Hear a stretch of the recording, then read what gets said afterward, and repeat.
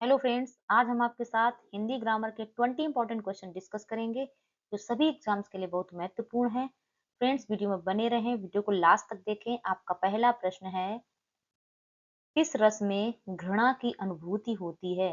अद्भुत, विभत्स, रौद्र, भयानक। आपका सही उत्तर है बी, विभत्स। विभत्स विभत्स रस भारतीय काव्य शास्त्र का एक रस है जिसका स्थायी भाव जुगुप्सा या घृणा होता है। आपका दूसरा प्रश्न है, निम्न में से कौन सी रचना छायावाद युग की है?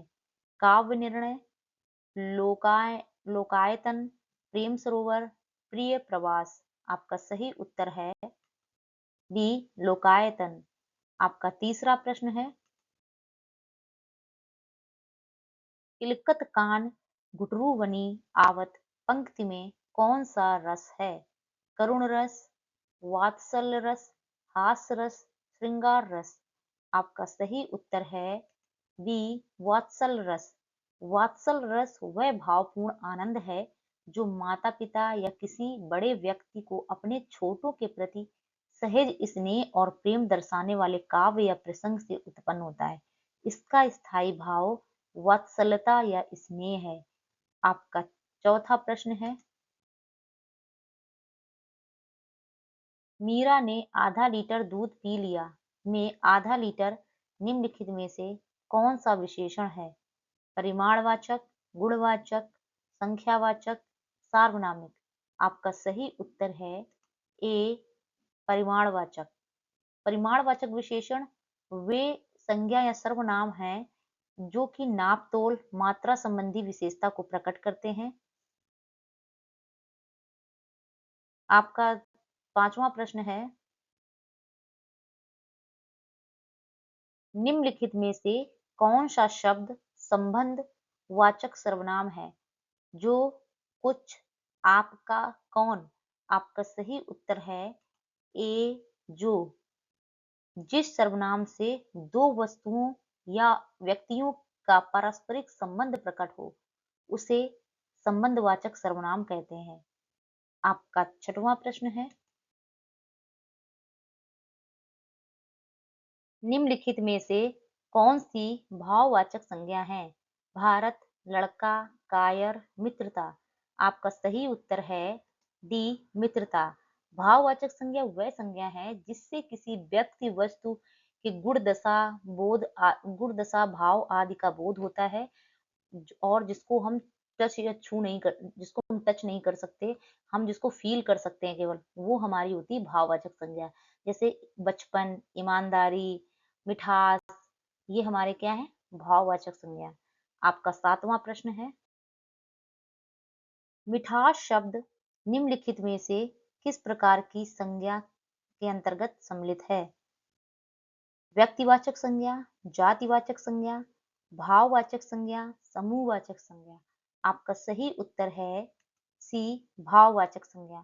क्योंकि मिठास जो है वो हम फील कर सकते हैं बट उसको हम छू नहीं सकते, इसलिए ये हमारे भावों से रिलेटेड है, इसलिए भाववाचक संज्ञा है। आपका आठवां प्रश्न है,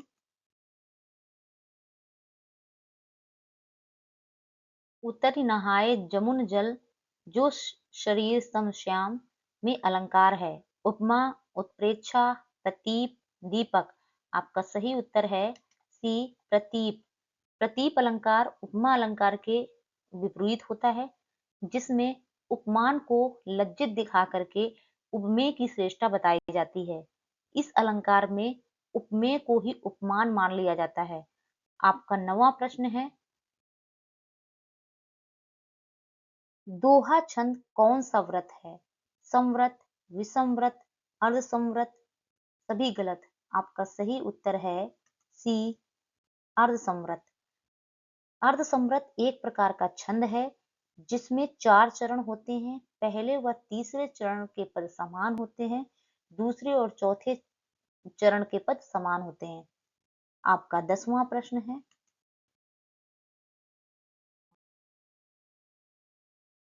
साखी का मूल तत्सम शब्द क्या है? सखी, शिक्षा, साक्षी, इनमें से कोई नहीं। आपका सही उत्तर है सी साक्षी। तत्सम शब्द वे शब्द हैं जो बिना किसी परिवर्तन, संस्कृत के वे शब्द हैं जो बिना किसी परिवर्तन के एज इट इज हिंदी में यूज हो रहे हैं, वो हमारे तत्सम शब्द होते हैं। आपका 11वां प्रश्न है, स्वतंत्र सत्ता धारण न करने वाले शब्द क्या कहलाते हैं? रूढ़, योग रूढ़, यौगिक, इनमें से कोई नहीं। आपका सही उत्तर है सी यौगिक।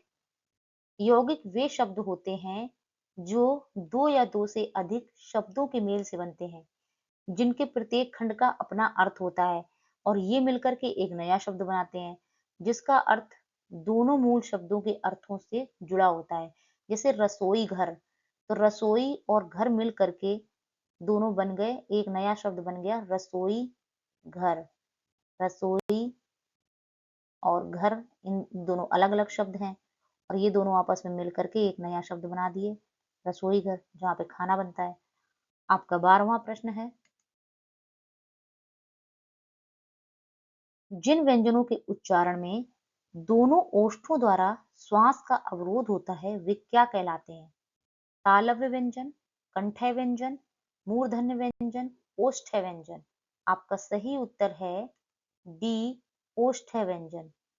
आपका 13वां प्रश्न है, यदि नीचे का होंठ पूरी तरह से काट दिया जाए तो किस ध्वनि के उच्चारण में कठिनाई होगी? ल, ख, घ, ब। आपका सही उत्तर है डी बा, क्योंकि बा जो है पा वर्ग में आता है और पा वर्ग का उच्चारण ऊंट से होता है, इसीलिए अगर हम ओठ नीचे वाले ओठ को काट देंगे तो हम बा का उच्चारण नहीं कर पाएंगे। आपका 14वां प्रश्न है, स्वर रहित र का प्रयोग हुआ है ट्रक में, पुनर्निर्माण में, त्राटक में, शत्रु में। आपका सही उत्तर है बी पुनर्निर्माण में। आपका 15वां प्रश्न है, जिनके उच्चारण में स्वर तंत्रियों में कंपन हो वे कहलाते हैं घोष ध्वनिया, अघोष, महाप्राण, अल्प प्राण। आपका सही उत्तर है बी अघोष ध्वनिया। आपका 16वां प्रश्न है, शब्दकोश में श्रद्धा शब्द किस शब्द के पहले आएगा? शासन, शौर्य, श्रमिक, श्याम। आपका सही उत्तर है सी श्रमिक। आपका 17वां प्रश्न है, विदेशी भाषा से आए शब्दों को क्या कहते हैं? देशी, यौगिक, आगत, देशज। आपका सही उत्तर है सी आगत। ऐसे शब्द होते हैं जो एक भाषा से उत्पन्न हुए हों लेकिन किसी अन्य भाषा में बिना अनुवाद के प्रयोग होते हों। आपका 18वां प्रश्न है,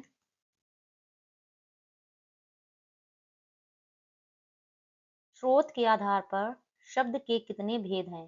3, 5, 6, 2। आपका सही उत्तर है बी 5। स्रोत के आधार पर या उत्पत्ति के आधार पर शब्द मुख्यतः पांच भेद होते हैं। तत्सम,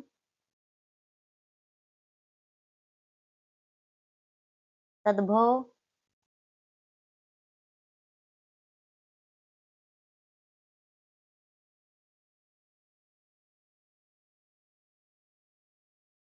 देशज,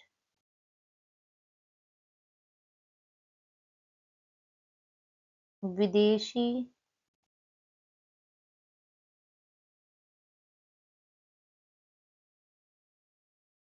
और संकर।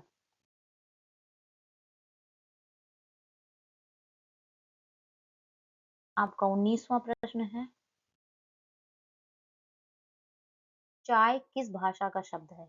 जापानी, अंग्रेजी, फ्रेंच, चीनी। आपका सही उत्तर है डी चीनी।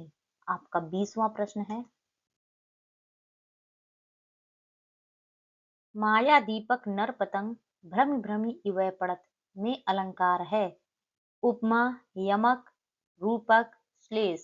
आपका सही उत्तर है सी रूपक।